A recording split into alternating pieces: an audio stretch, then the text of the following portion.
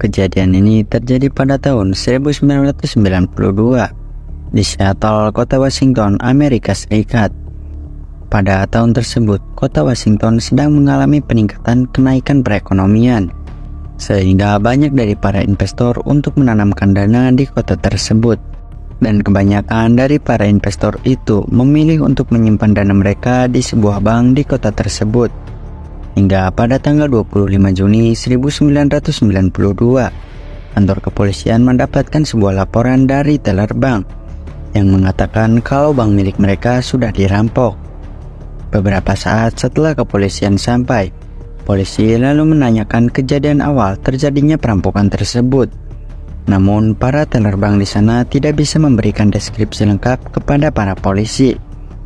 Menurut kesaksian teller bank, perampok tersebut berjumlah 2 orang. Mereka juga menggunakan topeng dan menggunakan penyamaran lengkap. Para perampok juga menggunakan sarung tangan dan membawa senjata. Polisi lalu meminta bantuan kepada agen FBI untuk menginvestigasi bank tersebut. Setelah dicek, FBI tidak menemukan sidik jari sama sekali.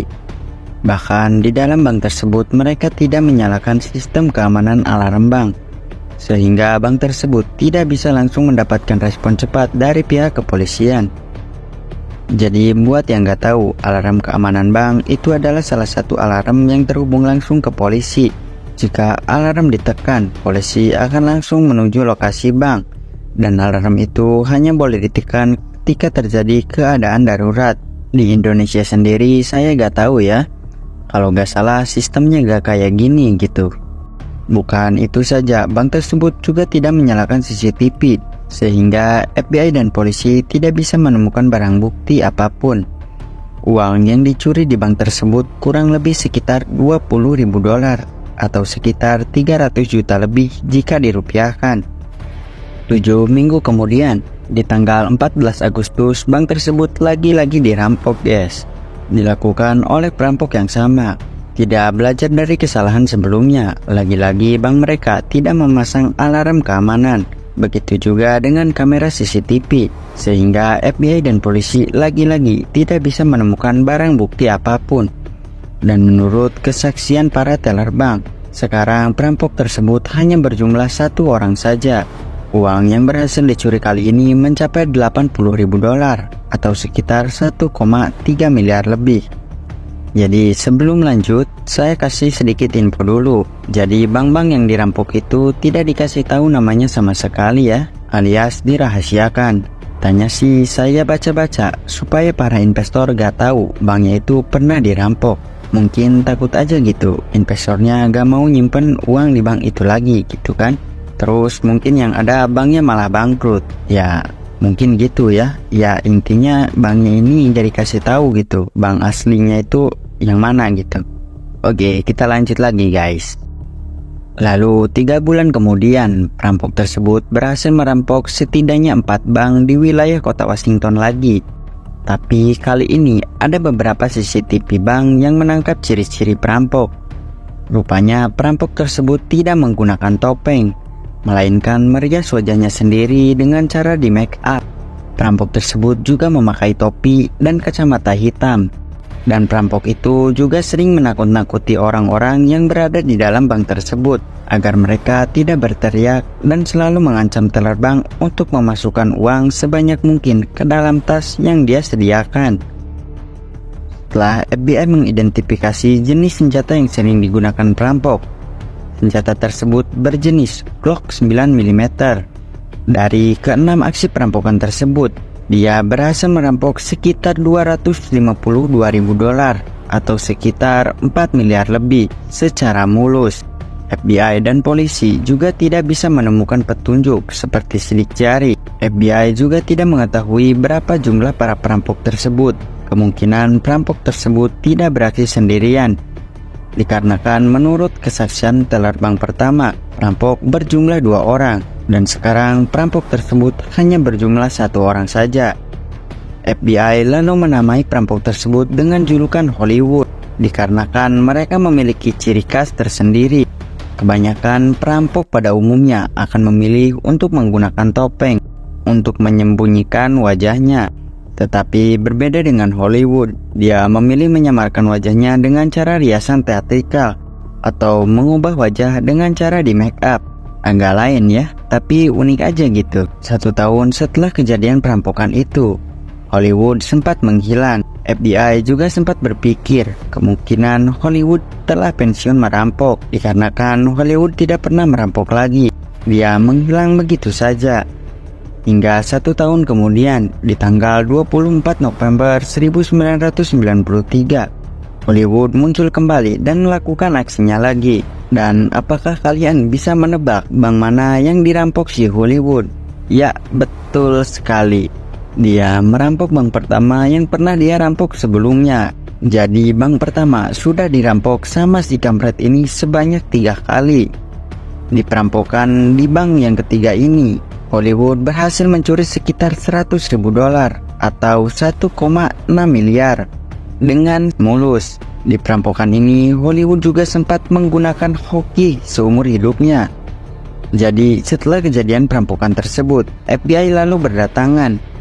FBI sempat keheranan karena rupanya setelah 2 kali bank tersebut dirampok sebelumnya, sistem keamanan di bank tersebut sudah diperkuat, mulai dari alarm keamanan bank. Tapi alarm tersebut tidak menyala, meskipun sudah ditekan berkali-kali. Kamera CCTV juga tidak merekam aksi Hollywood.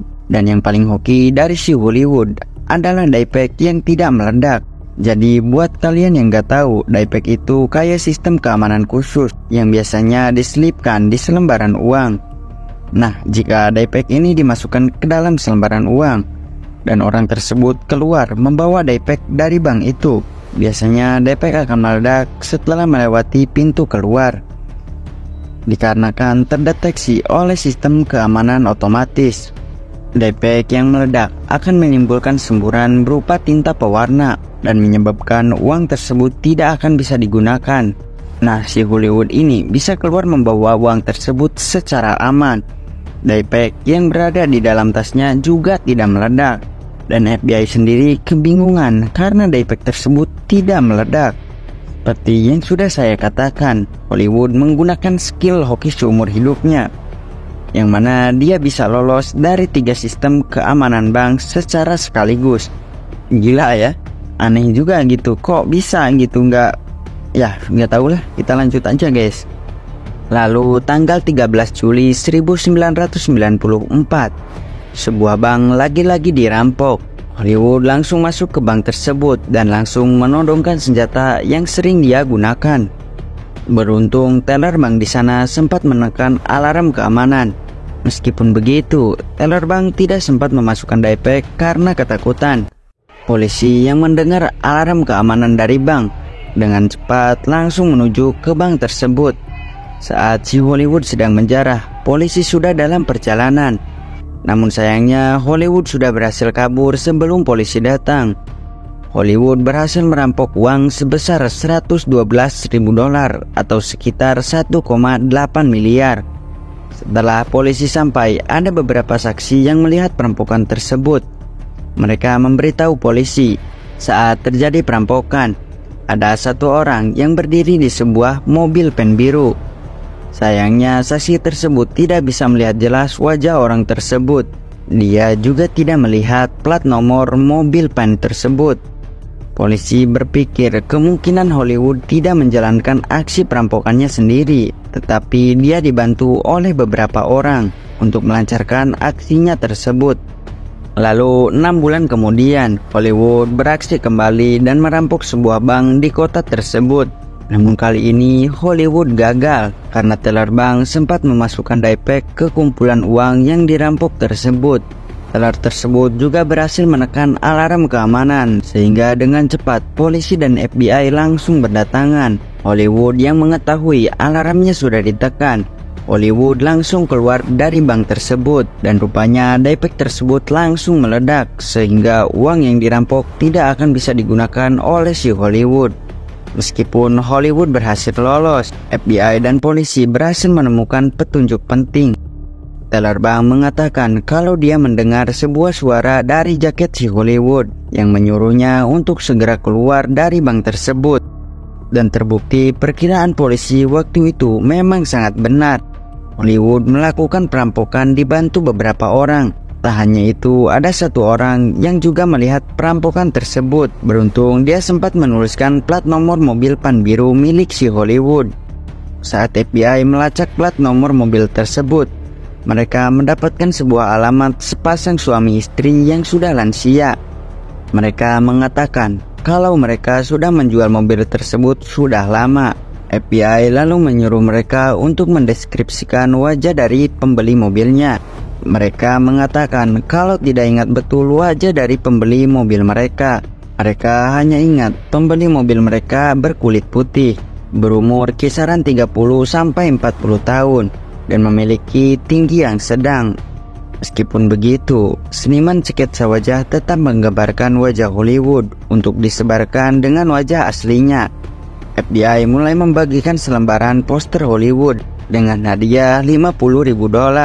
Namun tetap saja tidak ada hasilnya sama sekali. Totalnya, untuk saat ini Hollywood berhasil merampok 14 bank dalam kurun waktu 4 tahun. Dia merampok di 3 wilayah berbeda di kota Washington. Selama Hollywood merampok, dia berhasil meraup sekitar 1,2 juta dolar atau sekitar 19,5 miliar lebih. FBI mengatakan Hollywood hanya merampok di hari Rabu, Kamis, dan Sabtu. FBI dan polisi juga sempat membuat sebuah rapat, yang mana di rapat tersebut FBI dan polisi memperkirakan kapan Hollywood akan merampok lagi, karena Hollywood selalu muncul beberapa bulan atau beberapa tahun setelah perampokannya. Di rapat tersebut, FBI dan polisi mendapatkan sebuah kemungkinan kalau Hollywood menggunakan uang $20.000 dalam sebulan. Jika dia kehabisan uang, maka dia akan kembali beraksi. Meskipun FBI tidak mengetahui berapa jumlah kelompok Hollywood, tapi FBI yakin uang yang dirampok dibagi ke beberapa orang. Meskipun uang yang dirampok lumayan banyak, tapi akan habis dalam waktu yang relatif singkat karena dibagi-bagi. Beberapa tahun kemudian, di tanggal 25 Januari 1996, Hollywood kembali merampok bank. Tapi di perampokan kali ini, tak ada sumber yang mengatakan berapa jumlah uang yang dirampok. Dan tebakan FBI di awal sebenarnya sudah sangat benar. Kalau di malam dan di minggu-minggu tersebut, Hollywood akan kembali merampok. Tapi sayangnya FBI tidak mengetahui bank mana yang akan dijadikan target Hollywood selanjutnya. Ya bisa dibilang salah perkiraan tempatnya aja guys. Tapi untuk perkiraan waktunya sudah sangat tepat. Setelah kejadian tersebut, FBI mulai menyuruh bank yang ada di kota Washington untuk menyimpan pelacak atau GPS di dalam selembaran uang. Meskipun begitu, di tahun tersebut GPS kemungkinan besar belum sangat akurat seperti sekarang. Di perampokan ke-18 yang akan mereka jalankan, mereka gagal dan menemukan hari di mana mereka harus berakhir. Intinya dia berhasil merampok 17 bank dalam kurun waktu 4 tahun. Dan kita lanjut di mana dia menemukan hari apesnya. Jadi perampokan ke-18 terjadi di tahun 1996. Mereka kembali menjalankan aksinya lagi. Mereka merampok di bank bernama Sears Bank di Seattle, kota Washington pada malam hari. Perampokan terakhir mereka mengalami kegagalan besar, yang mana banyak saksi yang melihat aksi perampokan mereka. Teller bank juga sempat menekan alarm keamanan, sehingga FBI dan polisi dengan respon yang sangat cepat menuju lokasi bank tersebut. Teller bank juga sempat memasukkan pelacak atau GPS ke uang yang dirampok mereka. Setelah sampai, polisi dan FBI mendapatkan sedikit info dari beberapa saksi kalau perampok tersebut lari ke arah utara menggunakan mobil berjenis Voyager warna biru abu-abu. Polisi dan FBI lalu mengikuti arah yang diberikan para saksi. Beberapa saat setelah diikuti, benar saja ditemukan mobil berjenis Voyager ditinggalkan begitu saja, yang mana lokasi ditemukan mobil tersebut tidak jauh dari lokasi bank yang dirampok. Tidak mau kehilangan lagi si Hollywood, Polisi dan FBI lalu menambahkan personil untuk mencari mobil yang sekiranya mencurigakan. Beberapa saat, polisi dan FBI lalu ingat dengan GPS yang pernah dimasukkan teller bank. Mereka pun mengikuti arah GPS yang pernah dimasukkan teller tersebut, meskipun tidak yakin berfungsi secara akurat. Di tengah perjalanan, mereka melihat mobil van berwarna putih berjalan sangat pelan. Mobil tersebut juga sangat mencurigakan. Mereka lalu mendekati mobil tersebut dan melihat senter yang digunakan di dalam mobil van tersebut. Setelah polisi dan FBI turun, ada satu orang juga yang ikut turun dari mobil van tersebut dan langsung menodongkan senjata shotgun. Tapi senjata tersebut macet, sehingga pelaku kembali masuk ke dalam mobilnya dan langsung melarikan diri. Saat FBI dan polisi ikut mengejar, di tengah jalan mobil van tersebut lagi-lagi berhenti dan keluarlah yang mereka cari, yaitu si Hollywood. Hollywood keluar dari mobil tersebut dengan membawa senjata shotgun dan langsung menembak secara membagong buta. Dari pengejaran berubah menjadi aksi baku tembak. Setelah Hollywood kehabisan amunisi, dia kembali ke mobil dan langsung kabur. Beruntung dari kejadian itu tidak ada korban sama sekali. FBI langsung meminta bantuan untuk mengepung mobil Hollywood. Setelah dikepung, mobil tersebut membelok ke sebuah rumah dan keluarlah orang bernama Steph Myers. Dia mengaku kalau dia bukanlah Hollywood. Dia mengaku alasan dia tidak kabur karena kaki paha dia tertembak saat terjadi baku tembak tadi. Steph Myers mengatakan kalau Hollywood sudah kabur entah kemana. Polisi dan FBI lalu mengecek di dalam mobil tersebut dan menemukan uang sebesar $1 juta lebih berserakan di dalam mobil. Mereka juga menemukan senjata shotgun dan senjata semi otomatis beserta amunisinya. Ditemukan juga sebuah walkie-talkie yang sering mereka gunakan untuk berbagi informasi. Namun senjata Glock 9mm yang sering digunakan oleh si Hollywood tidak berada di dalam mobil tersebut. Kaki tangan lain juga ditangkap bernama Mark Biggins. Dia juga mendapatkan luka di bagian tangan sehingga tidak sanggup untuk bergerak. Jadi Hollywood kabur begitu saja sebelum mobil tersebut terkepung. Kemungkinan dia lari ke dalam hutan. FBI lalu mengerahkan helikopter untuk mencari Hollywood. Ratusan personil juga ikut dikerahkan. Namun lagi-lagi FBI kehilangan Hollywood. Oke, jadi kita masuk ke bagian interogasi Steph Myers dan Mark Biggins dulu ya, sebelum melanjutkan pencarian Hollywood gitu. Jadi mereka berdua diinterogasi oleh FBI. Mark Biggins mengaku kalau dirinya hanya terlibat 3 aksi perampokan saja, yang pertama dan 2 lainnya. Nah, jika kalian masih ingat, perampokan pertama berjumlah 2 orang kan? Sedangkan untuk perampokan yang kedua, menurut kesaksian teller bank hanya 1 orang. Nah, perampokan pertama itu dilakukan oleh Hollywood sama si Mark. Sedangkan di perampokan kedua dia tidak ikut dikarenakan dia trauma. Jadi di aksi perampokan yang pertama mereka mengalami kegagalan, yang mana mobil mereka macet sehingga mereka memutuskan untuk melarikan diri dengan cara berlari. Sedangkan untuk perampokan yang kedua, dia ikut membantu perampokan yang terakhir tadi. Dan sedangkan untuk yang satunya lagi, dia tidak menceritakannya.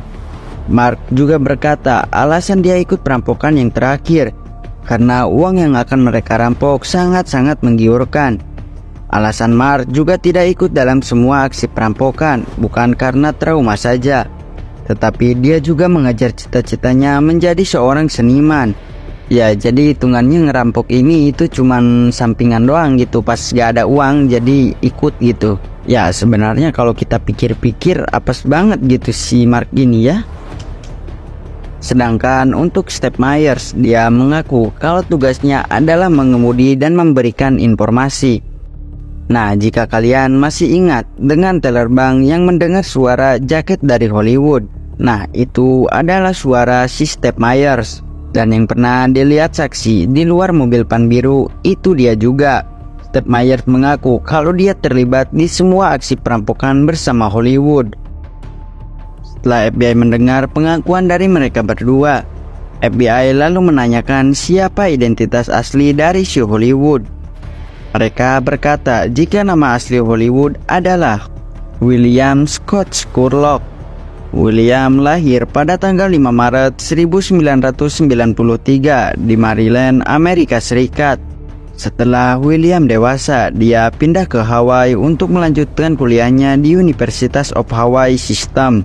Di universitas tersebut, William kembali bertemu dengan teman lamanya yang bernama Steph Myers, begitu juga dengan Mark Biggins.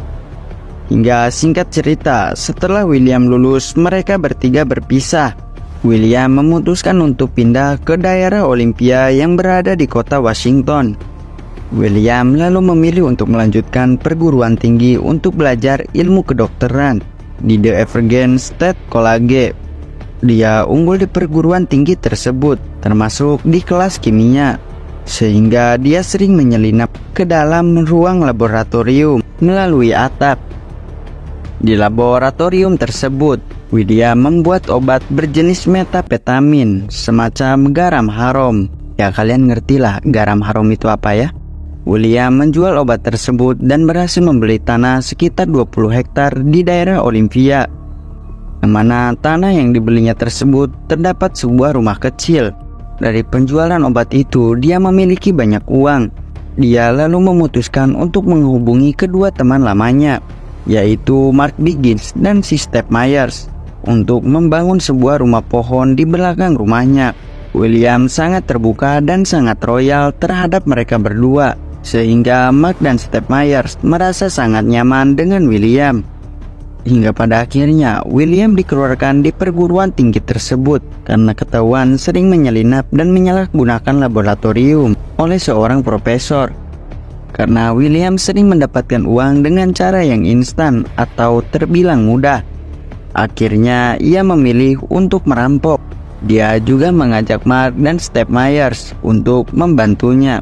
Mereka berdua tidak bisa menolak karena mereka sudah merasa dibantu oleh William, sehingga mereka merasa berkewajiban. Ya, biasa dibilang si William ini gitu terbiasa terbiasa dapat uang dengan cara yang mudah gitu, sehingga pas dia kehabisan uang gitu ya pengennya dapat uang secara mudah gitu, hingga ya terjadilah perampokan tersebut gitu ya teman-teman. Oke, kita lanjut lagi ke pencarian William. Setelah mengetahui informasi dari mereka berdua, polisi dan FBI langsung menuju lokasi rumah William. Saat masuk ke dalam rumah tersebut, FBI menemukan senjata yang sering dipakai Hollywood untuk merampok. Mereka juga menemukan uang cash sebanyak $23.000. Sedangkan polisi masuk ke dalam ruang bawah tanah yang berada di belakang rumah.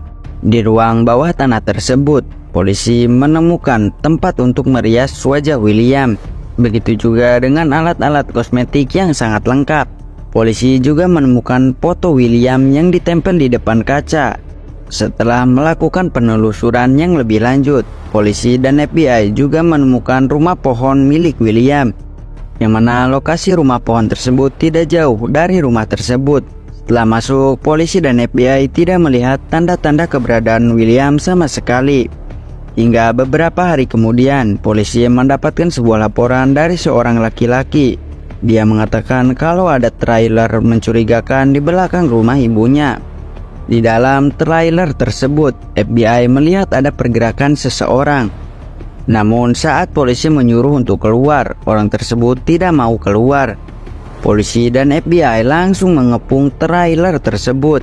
Polisi mencoba untuk mendekati trailer tersebut dan mendengar ada beberapa tembakan di trailer tersebut, sehingga FBI langsung meminta bantuan dari tim SWAT untuk membantu mereka. Meskipun sudah dibujuk beberapa kali, tidak ada jawaban sama sekali. Bahkan setelah polisi mendengar suara beberapa tembakan tadi, sudah tidak ada pergerakan sama sekali di dalam trailer tersebut. Karena sudah terlalu lama menunggu dan tidak ada respon di dalam trailer tersebut, akhirnya tim SWAT memilih untuk menembakkan 2 gas air mata ke dalam trailer tersebut. Beberapa saat setelah penuh dengan gas air mata, tim SWAT langsung masuk ke dalam trailer tersebut. Dan kalian bisa menebak apa yang ditemukan tim SWAT tersebut. Betul sekali, William sudah wafat.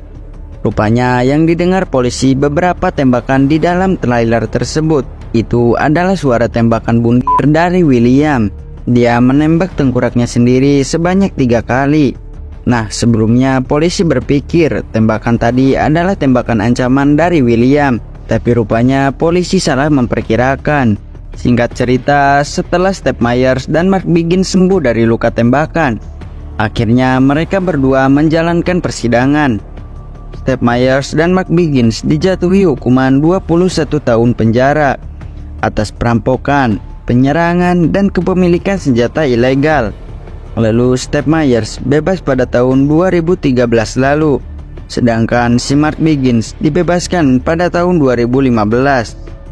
Tuh, paling lama lagi si Mark Biggins ini keluar, padahal cuma 3 kali ngerampok gitu. Emang ini apes banget, cok.